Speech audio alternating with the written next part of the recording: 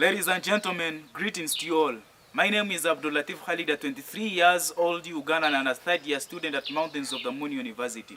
Thank you for gathering here with me today as we discuss this matter of utmost benefit for our country.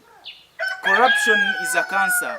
It is a cancer that eats away our faith in democracy, diminishes the instinct for creativity and innovations. Already tight national budgets crowding out important national investments. With this at hand, corruption is worse than prostitution. The latter might endanger the morals of an individual, but the former invariably endangers the morals of the entire country. What shall you tell your children about their mother who died due to poor health facilities? What shall you tell your deceased child who died in the hands of a reckless doctor who wanted an incentive for his job? My fellow Ugandans, our health and education systems are the bedrocks for a thriving society, a sanctuary and fountains where well-being as custodians and architects of the society is preserved and life is saved. However, when this gigantic cancer corruption infiltrates this sacred space, the consequences are severe and a thorn in the flesh. Corruption is an insidious plague that has a wide range of corrosive effects to the society. Undermines rule of law and democracy, leads to violation of human rights, distorts market, leads to organized crime, terrorism, and other threats for human life to flourish.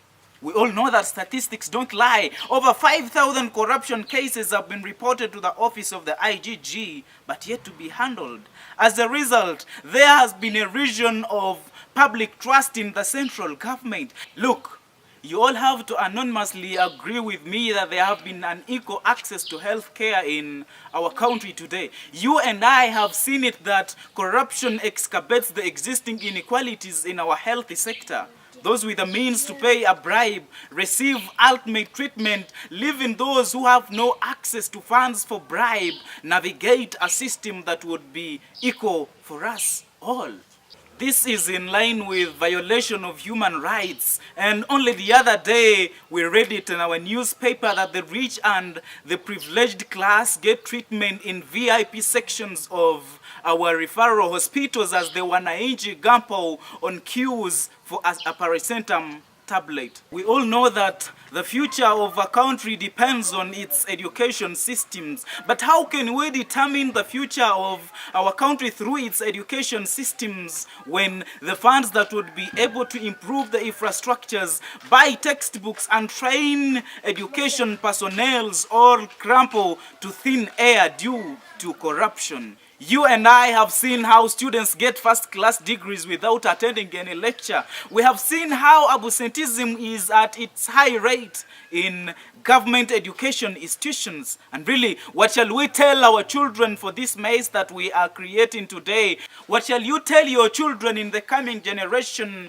when they ask you about the role you played in ending this gigantic cancer that is infiltrating in our health and education systems? My fellow Ugandans, it is our role to end this gigantic cancer, and it is our role to set remedies to make our country a better place to live in. Should we just remain silent and wail and see our society crumble to ashes?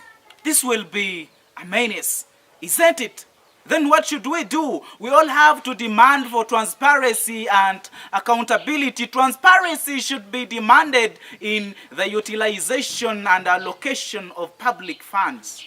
To put that aside, whistleblowers' protection should be encouraged. To end this cancer, we need everyone's involvement. Therefore, communities should come together as partners in order to root out this gigantic cancer.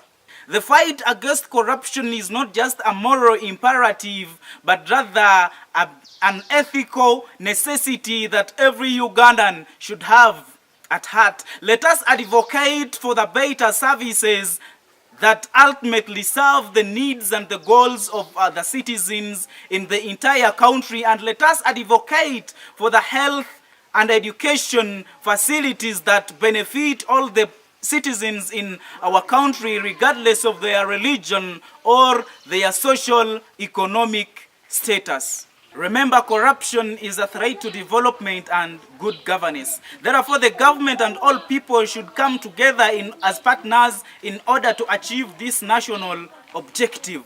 Remember, every step you take towards fighting this gigantic cancer is a step towards saving our whole nation. For God and my country.